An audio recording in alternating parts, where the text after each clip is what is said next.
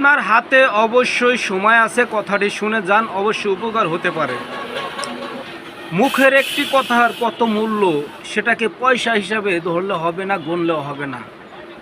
এখনকার সমাজে পয়সা, রেজকি পয়সা, এগুলোর কোনো মূল্য মানুষ দিতে চায় না। এখন বিষয়টা হলো ছোট ছোট কথা অনেক সময় কিন্তু অনেকটাই মূল্যবান হয়, লক্ষ টাকার চেয়েও বেশি। আপনার কথাটা কোন কাজে খরচ করলেন এবং আপনি কার কথা শুনলেন, সেটা কি কাজে নিলেন, কি কাজে ব্যবহার করলেন, আপনার কতটুকু উপকার হলো। আসেন কথা নিয়ে কিছু কথা বলি। এখন কথাটা হলো এমন একটা বিষয়, সেটা হলো আপনি যখন কথা বলবেন তখন গভীর চিন্তা ভাবনা করে কথা বলবেন। আর কেউর কথা যখন শ্রবণ করবেন, শুনবেন, আমলে নেবেন, সেটা যদি আপনার কোনো উপকারে আসে এবং ভবিষ্যতে কোনো উপকার হয়, কোনো উন্নয়ন হয়, তাহলে সেই বিষয় নিয়ে কিন্তু আপনি কথা শুনবেন। এখন কথা শোনাটা অনেক জরুরি এবং ইম্পর্টেন্ট হয়ে দাঁড়াইছে।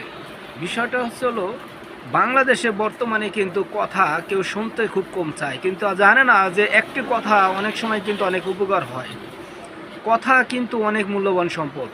এটা কিন্তু জমি জায়গার থেকে কোনো অংশ কম না। হয়তো দেখা যায় অনেক সময় একটা কথার কারণে কিন্তু লাখ টাকার সম্পদ, ঠিক আছে, 1000 টাকায় বিক্রি করে দেয়। আসলে রাগ হয়েও কোনো লাভ নাই।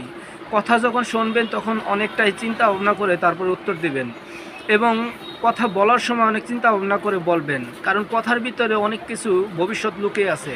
আপনার একটা কর্মস্থানে যখন আপনি ভালো কোনো কথা বুঝিয়ে উপরস্থ কর্মকর্তাদের বলতে পারবেন, তখন কিন্তু দেখবেন আপনি আস্তে আস্তে তাদের মন কেড়ে নিচ্ছেন এবং কি আপনার কথার কারণে তারা উপকৃত হলো, অফিস উপকৃত হলো, বা ব্যবসা বাণিজ্যতে উপকৃত হলো, বা চাকরিতে উপকৃত হলো, তখন কিন্তু আমার কমিশন হবে। তো কথাটা এত দামি জিনিস, এজন্য প্রত্যেকটা সময় কথা বলা এবং শোনা দুইটাই জরুরি। কথা এত সস্তাভাবে বলবেন না, সস্তাভাবে নিবেন না। যে বলবে তাকে বলার জন্য সুযোগ দিন, আবার আপনিও বলবেন তাকে শোনার জন্য তার সুযোগ দিতে হবে। তো এখনকার 3জন 4জন বন্ধু বললে কিন্তু একজনই বেশি বলে আর 2জনে শোনে। আসলে যে বেশি বলে আর যে শোনে সবাই গুরুত্বপূর্ণ। কথাগুলি শুনতে হবে। ভালো কথা হলে শুনবেন, খারাপ কথা হলে যেটা আপনার কাজে না সেটা ফেলিয়ে দেবেন, না হলে ওখান থেকে চলে যাবেন। কখনো রাগ করা যাবে না, রাগে মানুষ অনেকটাই কিন্তু ক্ষতিগ্রস্ত হয়। এই জন্য কথা সবসময় সতর্কভাবে শুনতে হবে, সতর্কভাবে বলতে হবে এবং গুছিয়ে কথা বলার চেষ্টা করেন। যদি গুছিয়ে কথা না বলতে পারেন, সেক্ষেত্রে কী করা হয়, এক্সারসাইজ করতে হবে, রিহার্সাল করতে হবে এবং কি সুন্দর সুন্দর কথা আপনি বোঝার জন্য, বলার জন্য ভালো ভালো ভিডিও দিতে হবে, ভালো ভালো জ্ঞানী মানুষের পাশে বলতে হবে, বসতে হবে, শুনতে হবে, বলতে হবে। একটা সময় কিন্তু আপনি একজন সুন্দর স্মার্ট কথা বলার জন্য কিন্তু একটা উপযুক্ত মানুষ হিসাবে সবাইকে ধরবে। দেখবেন আপনি অনেক সময় দেখা যাবে যে আমি সব কিছুই ভালো, কিন্তু মানুষ আমার সাথে চলে না। আসলে এটা কথার কারণে অনেক সময় হয়ে থাকে, কারণ আপনার আমার কথাটা হয়তো অনেকের ভালো লাগে না। এই যে আমি ভিডিওটা দিতেছি, অনেকেই কিন্তু আমার কথা শুনবে না, আবার অনেকে শুনবে। যারা হয়তো একটা কথা উপকার পাবে তারাও কিন্তু অনেক উপকৃত হবে। তো কথা দিয়ে যদি মানুষের উপকার করতে পারি, তাহলে আমার সমস্যাটা কোথায়? একটা কথায় কিন্তু মানুষের অনেক উপকার হতে পারে। দানের চেয়ে কথা কিন্তু কোনো অংশে কম নয়, কারণ দান ক্ষণিকের জন্য, কিন্তু কথাটা তার চিরজীবনেই কিন্তু উপকারিত হবে। তাই কথা দিয়ে যদি মানুষকে উপকার করতে পারেন, সেটাও দানের চেয়ে কোনো অংশে কম নয়, অনেক উত্তম। তো এই জন্য জ্ঞানী লোক আলিম ওলামার পাশে এবং কি ভালো কোনো জ্ঞানীর পাশে, যে ব্যবসা করতে চায় সে ব্যবসায়ীর পাশে বসবে, যে চাকরি করতে যায় চাকরির লোকের সাথে চলাফেরা করবে, যে স্টুডেন্টের সাথে চলাফেরা করবে ভালো স্টুডেন্টের সাথে, দেখবেন সে কিন্তু একটা পর্যায়ে যা ভালোভাবে ভালো একটা স্টুডেন্ট হয়েছে, ভালো একটা চাকরিজীবী হয়েছে, ভালো একজন আমিলি লোক হয়েছে।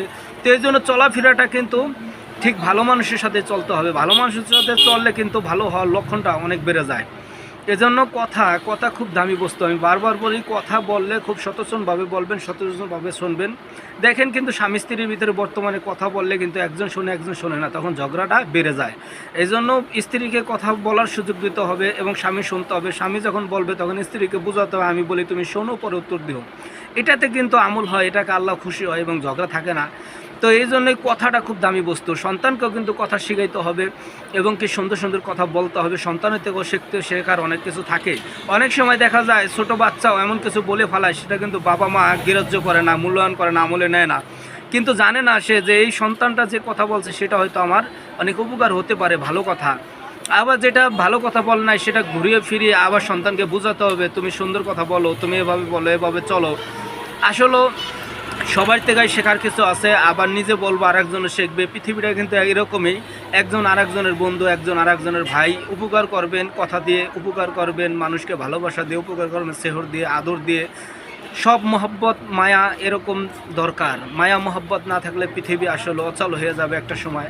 মায়া দরকার, একজন একজনকে ভালোবাসবেন। যার সাথে চলবে না তার কাছ থেকে 100 গজ দূরে থাকবেন। যাকে ভালো লাগবে না তাকে বুঝাবেন, একবার জায়গায় 10 বার বুঝাবেন, না বুঝালে তার কাছ থেকে দূরে সরে যান। রাখের কিছু নাই। আলহামদুলিল্লাহ, কথা বললাম, যদি কেউ উপকারিত হয়ে থাকেন তাহলে অবশ্যই ভালোবাসার সাথে ভালোবাসা দেবেন। আসসালামু আলাইকুম।